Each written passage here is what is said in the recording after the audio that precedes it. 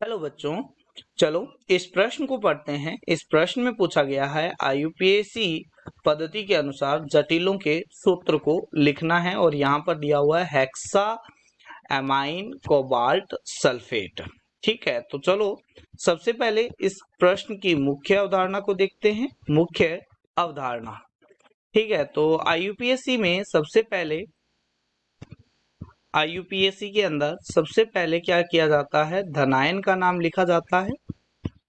किसी भी उपसंयोजक यौगिक का नाम लिखते समय हम क्या करते हैं, पहले धनायन का नाम लिखते हैं, फिर आपके पास में ऋणायन का नाम लिखते हैं। तो यहाँ पर सबसे पहले धनायन का नाम लिखा हुआ है, यानी हेक्सा एमीन कोबाल्ट थर्ड है, ये आपके पास में धनायन हो गया है। ये आपके पास में क्या हो गया है, धनायन है। और सल्फेट है वो क्या है, ऋणायन है।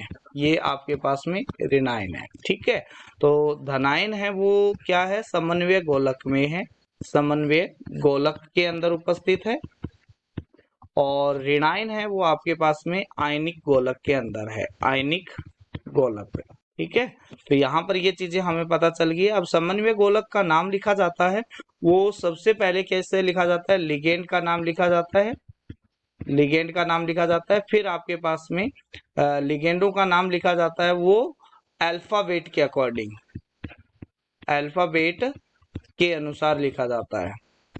और अगर एक ही जैसे लिगेंड 2 या 4 उपस्थित है तो उसके पीछे उनकी क्या लगाया जाता है, डाई ट्राई या इस तरीके के सफिक्स का उपयोग किया जाता है। ठीक है, लिगेंड का नाम लिखा जाता है और लिगेंड के नाम लिखने के बाद में हम क्या करते हैं, धातु का नाम लिखते हैं जो इसके अंदर केंद्रीय धातु होता है, केंद्रीय धातु, केंद्रीय धातु का नाम लिखा जाता है।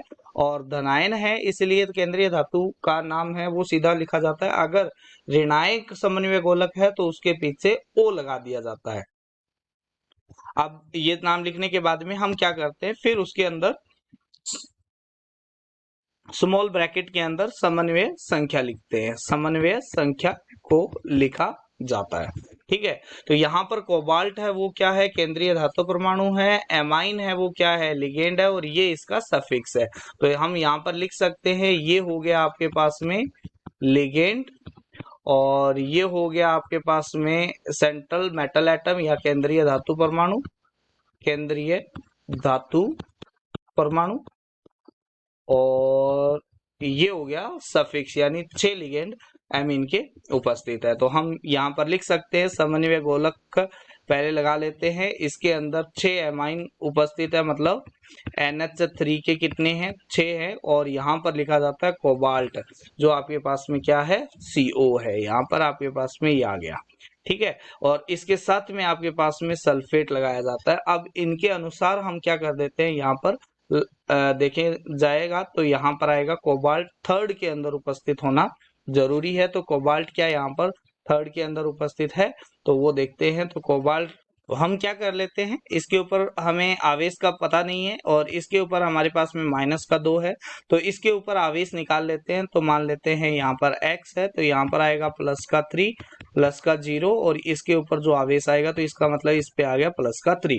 ये दोनों आपके पास में आवेश आ गए हैं। अब इससे हम कंपाउंड बनाते हैं यानी यौगिक बनाते हैं, तो ये आएगा कोबाल्ट NH3 और यहाँ पर आ जाएगा, ये इसके नीचे आ जाता है, और यहाँ पर SO4 आ जाता है। तो ये आपके पास में क्या बन जाता है, यौगिक बन जाता है। तो ये आपका क्या हो जाएगा, इसका सही उत्तर हो जाएगा। आशा करते हैं मुख्य अवधारणा के आधार पर आपको इस प्रश्न का उत्तर समझ में आया होगा। धन्यवाद।